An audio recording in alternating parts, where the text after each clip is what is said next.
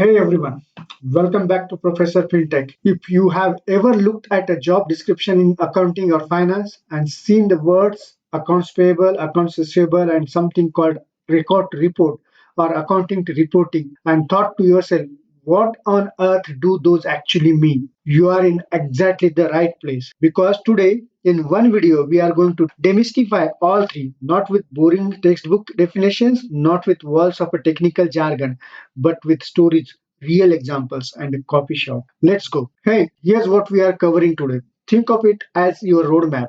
First, we will tackle accounts payable, the money your business owes to others. This is the you have got the goods, now pay the bill side of finance. Second, we will explore accounts receivable, the money others owe to you. This is the you did the work, now collect your cash side. And third, we will connect it all with accounting to reporting, also called R2R, the end-to-end process that takes every single transaction your business makes and transforms into meaningful financial reports that tell the real story of your business health. Each concept builds on the last. By the end, you won't just understand them in isolation, you will understand how they work together as a complete financial system. Let me introduce you to Priya. Priya runs a coffee shop called Daily Greek, a busy little place near a tech park in Pune. Every single day, without even realizing it, Priya is dealing with three distinct financial worlds simultaneously. In her first world, the accounts payable world. Every Monday, a coffee bean supplier arrives with a delivery and leaves behind an invoice for $15,000. Priya received the bills, but she hasn't paid yet. That unpaid bill, that's her accounts payable. It's money she owes. In her second world, the accounts receivable world, there is a nearby IT company that runs a corporate office, a coffee account, 50 coffee a day, billed monthly. That's roughly $45,000 at the end of the month. The coffee are served, the cash hasn't arrived, that pending payment, that's her accounts receivable. It's money owed to her. And in her third world, the R2R, record reporting or accounting to reporting. Every month end, Priya's accountant sits down with all of it, every sale, every bill, every bank deposit, every loan EMI, and builds a complete financial picture. A profit and loss statement, a balance sheet, that transformation from raw transaction to polished reports. That's accounting to reporting. One coffee shop, three financial words. Let's explore each one. Section 1, Accounts Payable, the money you owe. Think of accounts payable as your business tab. You have gotten what you need, whether it's a raw material, electricity, office space, or software, but you haven't settled the bill yet. In accounting terms, AP, accounts payable, is a current liability on your balance sheet. That means it's a short-term obligation, typically due within 30 to 90 days, that sits on the what we owe side of your books. Let's go deeper. Here's the formal definition, made human. Accounts payable represents all the short-term debts your business owes to suppliers, vendors, and creditors for goods or services already received but not yet paid for. Think of it like a tab you have run up at a restaurant. You have eaten the meal, the bill comes later. Now let's look at real world example because this is everywhere in business. Example 1, inventory purchases. Priya orders 50 kilograms of premium coffee beans. Her supplier delivers them on Monday and sends an invoice for $15,000 due in 30 days. The moment that invoice lands, before she pays a single rupee, it's accounts payable. Example 2, utility bills. At the end of the month, Priya gets her electricity bill for $3,200. She hasn't paid it yet. It's sitting in her inbox right now. That's AP, accounts payable. The moment she clicks pay, it's gone. Example 3, rent. Her cafe space costs $25,000 per month, due on the 1st. If it's November 28th and she hasn't paid December's rent yet, that's $25,000 is accounts payable every month. Example 4, software subscription. Her accounting software sends an annual invoice for $6,000. She uses the software every day, but until she pays that invoice, it's accounts payable. The pattern is simple. Accounts payable or AP is equal to got the goods or services, bills is still outstanding. Now let's walk through how accounts payable actually works inside a company. This is the workflow that finance teams follow every single day. Step 1, invoice received. A supplier delivers goods and sends an invoice. This triggers the accounts payable process. The invoice is logged into the system. Date, amount, supplier details, payment due date. Step 2, verification. The three-way match. This is critical. Before any payment is approved, the accounts payable team performs what's called a three-way match. The check, does the purchase order match the goods receipt? Does the goods receipt match the invoice? All three must align. This single step eliminates the majority of payment errors and vendor frauds. Step 3, approvals. Once verified, the invoice goes to an authorized approver, usually a finance manager or department head. Without proper approval, nothing gets paid. This is called segregation of duties, and it's one of the most important internal controls in finance. Step 4, payment. On the due date, not before, definitely not after, the payment is issued via any NEFT, checks, or corporate banking portal. Smart accounts payable teams actually optimize when they pay, paying on the last possible day to preserve the cash. Step 5, recorded and closed. Once payment clears, an accounting entry is made. Debit, accounts payable, credit, bank. The liability disappears from the books.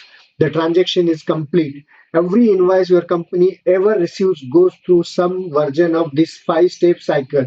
In large companies, thousands of these happen every single day, which is why automation is transforming this process. Section 2, accounts receivable. The money owed to you. Flip everything we just said about accounts payable, and you are now on the other side of the transaction. Where accounts payable is a liability, something you owe, accounts receivable is an asset, something that belongs to you, just hasn't arrived yet. Think of it as money that's already yours on paper.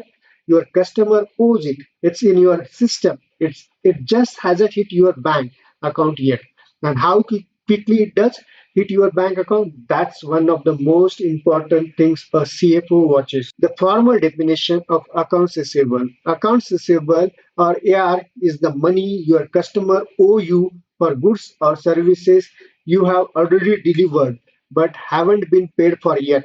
It's classified as a current asset on the balance sheet. A key phrase, already delivered. You didn't collect upfront. You trusted the customer, extended the credit, did the work, and now you are waiting to be paid. Four real scenarios. Scenario 1, corporate account sales. Priya's IT firm client gets 1,500 copies delivered through October. Total bill $45,000. Priya has done all the work, maintained the account, and at month end she invoices them. Until that 45,000 arrives in her account, it's accounts receivable. It's hers, just not yet in cash. Scenario 2, installment payments. A catering client buys a coffee machine package from Pia in three EMIs of $10,000. After delivery, she owed $30,000. That whole amount sits in accounts receivable, reducing as each installment arrives. Scenario 3, project billing. A consulting firm invoices a client $80,000 for a completed project with 45-day payment terms. For 45 days, that entire amount is accounts receivable, an asset that company owns but doesn't yet hold in cash. Scenario 4, subscription credits. Annual contract billed upfront, but the client pays quarterly. Each unpaid quarterly installment is equal to accounts receivable. Notice the pattern? Accounts receivable is equal to work is done, money is owed, cash hasn't arrived yet. Now let's walk through the AR collection workflow. Step 1, credit sales. A customer buys goods or services on credit. You extended a payment window 30 days, 45 days, or 60 days. The moment you say pay me later, you have created an accounts receivable entry. Step 2, invoice sent. You generate and send an invoice. It clearly states the amount, due date, payment method, and late payment terms. A professional, accurate, timely invoice is the foundation of good collection. Step 3, accounts receivable recorded. Your accountant makes a journal entry. Debit, accounts receivable, credit, revenue. This increases your assets and recognizes the revenue. Even before you have the cash, this is called accrual accounting, and it's how all serious businesses operate. Step 4, follow up. This is where many businesses fail. You can't just send an invoice and wait silently. Good accounts receivable management means automated reminders at 7 days before due, on due date and at 7, 14, and 30 days overdue. Polite, professional, persistent. Step 5. Cash received and closed. The customer pays. You record it. Debit bank account, credit accounts receivable account. The asset disappears from your books. Cash is in. The cycle is complete. The goal of AR management, accounts receivable management, is to make this cycle as fast as possible. The longer the money sits in accounts receivable, the more it costs you in opportunity cost, in credit risk, and in the very real chance the customer never pays at all. All right, let's put accounts payable and accounts receivable side by side. Definition: accounts payable is money you owe. Accounts receivable is money owed to you. Two sides of the same coin from different people's perspectives. Balance sheet. Accounts payable sits on the liability side of your balance sheet. Accounts receivable sits on the asset side. One increases what you owe, the other increases what you own. Cash flow impact. Accounts payable drives outgoing cash. You need to budget for it and pay on time. Accounts receivable drives incoming cash. You need to collect it fast. Who is still involved? Accounts payable involves your relationship with suppliers and vendors. Accounts receivable involves your relationship with customers and clients. Risk if ignored. Accounts payable, you get late fees, penalties, damage supplier relationship, and eventually no one will extend you credit. Ignore AR, accounts receivable, invoices go unpaid, cash flow dries up, and you might end up writing off the debt entirely as a loss. Goal: with accounts payable, you want to pay on time, not too early, not too late, and negotiate the longest favorable payment terms you can get. With accounts receivable, you want to collect as fast as possible, shortening the time between delivery and payment. Journal entry: accounts payable, debit the expenses, credits the accounts payable account. Accounts receivable debits the accounts receivable account, credit the revenue account. These are the mirror image accounting entries for each side. Now you can see them clearly as two sides of every business transactions. Every time Priya sells a copy on account, accounts receivable for her, accounts payable for the buyer. Every time she orders bills, accounts payable for her, accounts receivable for the supplier. Let's zoom out to see the big picture, how accounts payable and accounts receivable affect your company's cash flow together. Picture your company in the center. On your left are your suppliers and vendors. They provide you with goods, services, and raw materials. On your right are your customers and clients. They buy from you. Here's what's happening simultaneously. Your supplier delivers goods. You record accounts payable. Eventually, you pay them. Cash flows out. You deliver goods or services to customers. You record accounts receivable. Eventually, they pay you. Cash flows in. A healthy business manages both sides like balancing act. On the accounts payable side, the smart strategy is to negotiate long payment terms with suppliers. 60 days instead of 30 days means you keep your cash longer. That cash can fund operations for another month before it leaves. On the accounts receivable, the smart strategy is to collect quickly. Shorter payment terms with customers, early payment discounts, automated reminders. Every day you shorten your collection cycle is a day you have more cash on hand. The difference between money coming in and money going out is called working capital. And working capital, not profit, is often what determines whether a business survives day to day.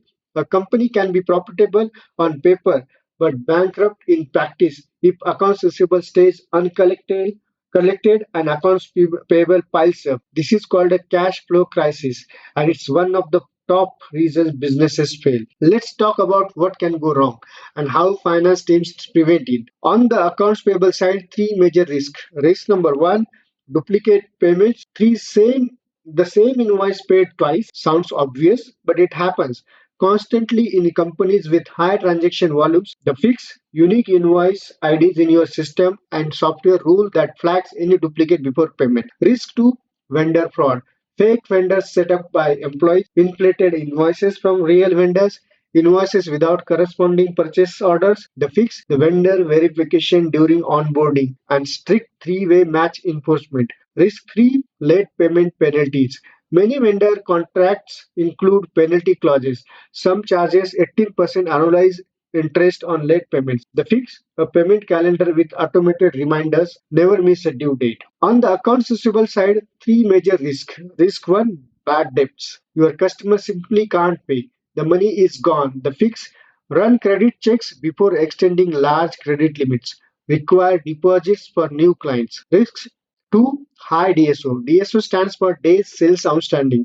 It's the average number of days it takes to collect payment after a sale. High DSO means cash is trapped in your accounts receivable for too long. The fix: automated dunning sequences, early payment discounts, and stricter credit terms. Risk 3: revenue overstatement. Recording revenue before it's truly earned distort your financial picture. It can lead to poor decisions based on inflated numbers or worse, regulatory violation. The fix: follow proper revenue recognition standards. Section 3: Accounting to Reporting R2R, the full financial story. So far, we have explored the accounts payable, what you owe, and what AR, accounts receivable, what you are owed. But these are the just two pieces of a much larger financial puzzle. Every business has hundreds, sometimes thousands of different financial events every month. Sales, purchases, payroll, taxes, loans, depreciation, foreign exchange, interest, insurance. Record reporting is the process that takes all of it, not just accounts payable and accounts receivable. Transforms the raw data into financial statement that tell the true story of your business. It's the bridge from individual transaction to strategic decision. If accounts payable and accounts receivable are the building block, R2R, that is record to reporting or accounting to reporting, is the entire building. The formal definition of R2R or accounting to reporting is: accounting to reporting is the end-to-end process of recording every financial transaction and transforming that raw data into meaningful financial reports, income statement, balance sheets, and cash flow statements business leaders and stakeholders use to make strategic decisions. Four reasons why this matters profoundly. Reason 1: decision making. Without R2R, a CEO is flying completely blind. Can we afford to hire 10 more engineers? Should we expand to a second city? Is product line A more profitable than product line B? Record reporting answers all of these in hard numbers. Reason 2: compliance and audit. Tax authorities require income tax filings. The Ministry of Corporate Affairs require annual financial statements. Banks require audited accounts before approving loans. Record to report makes all of this possible. Without it, you are in violation. Reason 3: investor confidence. If you are raising funding from a bank, a venture capitalist, or private equity, the first thing they ask for is your financial statements. Clean, consistent, on time reporting is one of the strongest signals that a business is well managed. Reason 4: operational clarity. Which product has the best margin? Which branch is losing money? Which cost center overspent its budget? R2R doesn't just tell you if you are profitable, it tells you why, where, and what to do about it. Now let's walk through the 7 steps of the accounting cycle, the actual process that makes record reporting work. First, identify the transaction. Everything starts with a business event. Priya says 200 copies. She pays her supplier. She receives her rent invoice. Each event that has financial impact must be identified and captured. Step 2: prepare source document. Every transaction needs proof, a receipt, an invoice, a bank statement, a payroll register. These source documents are the raw evidence that every entry in the books is legitimate. Record in books, that is called journal entries. Using the double entry bookkeeping system, every transaction is recorded in the journal. For every entry, a debit somewhere equals a credit somewhere else. This is the fundamental equation. Assets is equal to liabilities plus equity. Every transaction maintains this balance. Post to the ledger. General entries are then transferred to individual ledger accounts, one for each type of transaction. Sales, purchases, salaries, range, bank, each has its own ledger. The ledger is the master record. Step 5: prepare the trial balance. At period end, you pull together all ledger balances. Total debits must equal total credits. If they don't, you have an error somewhere. The trial balance is the first major quality check in R2R. Adjusting entries. Real world accounting requires adjustments, accruals for expenses incurred but not yet billed, deferrals for payments made in advance, depreciation for the gradual reduction in asset value. These adjustments ensure the financial picture is accurate. Step 7. Prepare financial statements. The final output, your profit and loss statement, your balance sheet, your cash flow statement, these are the documents that go to management, investors, auditors, and regulators. This is accounting to reporting or record to reporting, delivering on its ultimate purpose. This cycle runs every month. Some businesses close their books in 3 days, others take 3 weeks. The faster you close, the faster your leadership can see what's happening and make smart decisions. Let's look at what accounting to report actually produces. The three core financial statements that every business in the world depends on. First financial statement is the income statement, also called the profit and loss statement or P&L. It answers the most basic business questions. Are we making money? Take revenue. All the money that came in, subtract cost of goods sold, the direct cost to produce what you sold. Subtract operating expenses, rent, salaries, marketing. What remains in is your net profit or net loss. Looking at that example on screen, revenue $500,000 minus cost of goods sold is $220,000 minus operating expenses $150,000, leaves a net profit of $130,000. Priya's coffee shop is profitable. Financial statement number two is balance sheet. The balance sheet answers what do we own and what do we owe. On the left side, assets, everything the company owns, cash, inventory, equipment, accounts receivable. On the right, liabilities, accounts payable, loans, and equity, the owner's stake in the business. The fundamental rule, assets must always equals liability plus equity. If the numbers don't balance, something is wrong. Notice accounts receivable and accounts payable both appear here. Accounts receivable on the side of on the asset side, accounts payable on the liability side. R to R consolidates everything. Financial statement number three, the cash flow statement. This answers, do we actually have cash to operate right now? A business can be profitable on paper. The profit and loss looks great, but still run out of cash. Why? Because profit is an accounting concept. Cash is real. The cash flow statement shows cash from operating activities, cash used in investments, cash from financing. The net results tells you if your cash position is growing or shrinking and why. This is the statement banks and investors look at most carefully because companies die from cash flow problems, not profit problems. Now let's connect all three concepts and see how they form a single unified financial system. Think of it this way. Accounts payable is regarding every invoice you receive, every payment you make to supplier. All of that data flows into the accounting system. Every accounts payable entry is a journal entry. Every journal entry feeds the ledger. The ledger feeds the trial balance. Accounts receivable recording every invoice you issue, every payment you receive from customers. Same thing. All that data flows into the accounting system through accounts receivable. And both of these, along with payroll, taxes, loans, depreciation, and every other financial event, get consolidated by the accounting to reporting process into a single coherent financial picture. The summary at the bottom of this slide says it's accounts payable records what you spend, accounts receivable records what you own, accounting to reporting takes both, adds all other transactions, and builds the complete financial picture of your business month after month, year after year. Here's a practical way to think about it. Every single invoice that passes through accounts payable creates a journal entry. Every collection that flows through the accounts receivable creates a journal entry. Accounting to reporting is the process that ensures all those journal entries, thousands of them, are accurate, complete, reconciled, and turned into the report that leadership reads over breakfast. You can't do accounting to reporting without accounts payable and accounts receivable being accurate. And accounts payable and accounts receivable are only meaningful when they are part of a complete financial reporting system. They are not three separate things, they are three gears in the same machine. Before we wrap up, let's talk about how to excel at all three of these functions because knowing the concept is step one, but execution is where real value is created. Best practice number one, the three-way match, accounts payable. Always, before approving any payment, verify that the purchase order matches the goods receipt and both match with the invoice. This one practice eliminates the vast majority of accounts payable errors and fraud. Make it non-negotiable. Best practice number two, track DSO weekly in accounts receivable process. Your days sales outstanding is your single most important accounts receivable metric. If your credit terms are 30 days and your DSO is 45 days, you have a collection problem. Track it every week.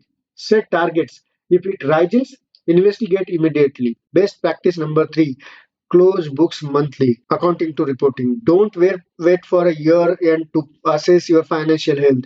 Monthly book closure catch errors before they compound. They give leadership timely data and they make year end audits infinitely easier. Best practice number four, automate where possible. Modern ERP systems, SAP, Oracle, Microsoft Dynamics, Tally, automate invoice matching, send payment reminders, and generate reports with a click. The return on investment on accounting automation is extraordinary. If you are still doing this manually at scale, you are leaving money and accuracy on the table. Best practice number five, segregation of duties. The person who approves payments should never be the same person who processes them. The person who records transactions should not be the person who reconciles accounts. This separation of responsibility is the single most effective fraud prevention tool in finance. Best practice number six, reconcile everything. Bank reconciliation, accounts payable, sub ledger to general ledger, accounts receivable aging analysis, reconcile weekly, not monthly. An unreconciled differences of $500 today can hide a $50,000 error tomorrow. Discrepancies don't fix themselves, they grow. Let's land this plane. You came into this video seeing three intimidating accounting terms. You are living with a complete understanding of the financial ecosystem that powers every business on earth. Let's do a final recap in three sentences. Accounts payable. Accounts payable is the money your business owes to suppliers and vendors. It's a liability. Your job, pay on time, negotiate good terms, control the outflow. Accounts receivable. Accounts receivable is the money customers owe to your business. It's an asset. Your job, invoice immediately, follow relentlessly, collect fast. Accounting to reporting is the end-to-end process that takes every transaction, including accounts payable and accounts receivable, and turns it into financial statements. It's the full picture. It's how businesses know where they stand, make decisions, and satisfy regulators. Together, these three functions form what I would call the financial triumvirate of any organization. Every business, from Priya's coffee shop to a Fortune 500 company, runs on exactly this system. Master these three concepts, and you have the foundation for any career in accounting, finance, or business management. If this video gave you clarity, and I hope it did, there are two things I would love you to do. First, smash that like button. It genuinely helps more people find content like this when they search for accounting basics. Second, subscribe because we cover more concepts like this, always with stories and real examples, never with dry textbook language. And drop a comment below. What accounting topics should we tackle next? Double entry bookkeeping, trial balance, reading a balance sheet? Tell me. That's our next video. Until then, keep learning, keep building, and keep those books balanced. See you in the next video.